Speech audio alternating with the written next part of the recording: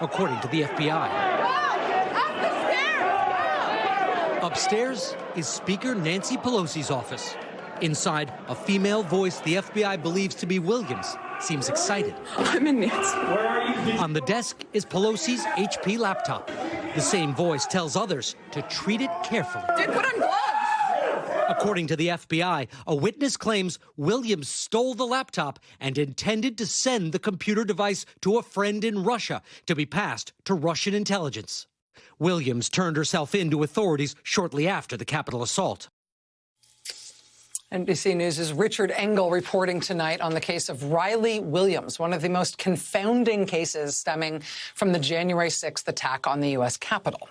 Well, tonight, Richard brings us brand new exclusive reporting that adds a whole new layer to our understanding of this strange part of the Capitol attack on January 6th, including the laptop stolen from Speaker of the House Nancy Pelosi's office.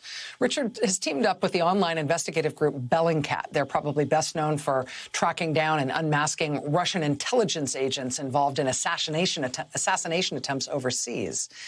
Bellingcat turned their investigative skills to the Capitol attack into the specific case of Riley Williams and the stolen laptop from Pelosi's office after someone sent them a video that they believed showed Riley Williams pledging allegiance to Adolf Hitler. I'm going to show you this video. Again, this has not been seen on television before tonight. It is very short. It is not graphic in any literal sense, but I will warn you that it is disturbing. It will stick with you, and it is definitely creepy. Hammer was right all along.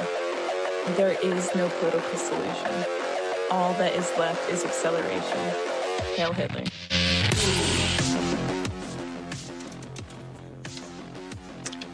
And then the video just continues for a while like this with this flashing image and the negative color filter and the music. Like I said, very creepy. But you can see the obvious obstacles to definitively identifying the woman in this Heil Hitler video as the same woman who stormed the Capitol on January 6th and allegedly helped to steal Pelosi's laptop.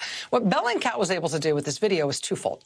First, they sort of decoded it for those of us who aren't familiar with modern neo-Nazi ideology and iconography and the dark corners of the internet where this stuff thrives now. So, for instance, when the voice in this video says, "There is no political solution, all that's left is acceleration," All that is left is Bellingcat explains that's a reference to a particular white nationalist neo-Nazi ideology that calls for accelerating, quote, accelerating the collapse of society as a pathway toward establishing a genocidal white supremacist state.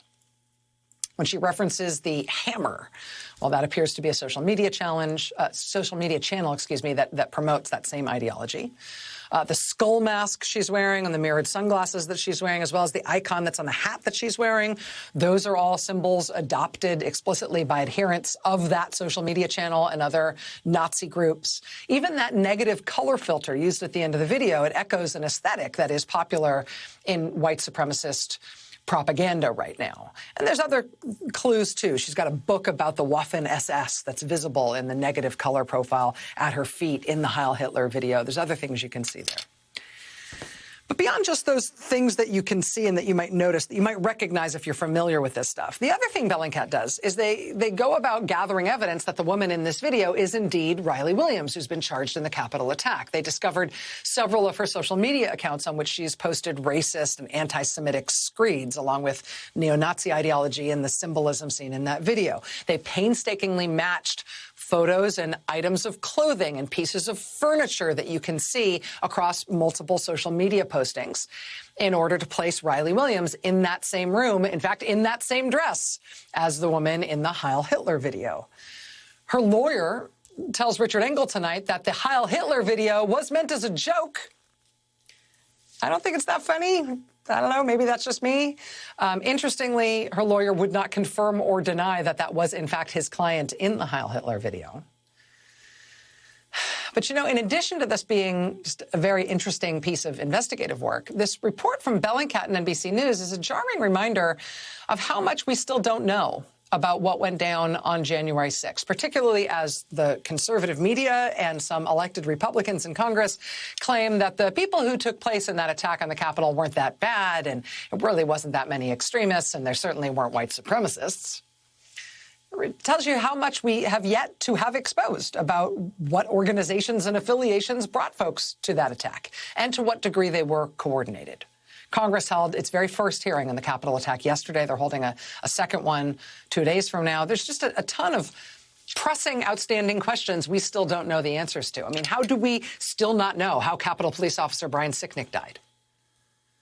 Basic facts about what caused his death. How about the allegation that members of Congress were giving reconnaissance tours to people who came back as rioters?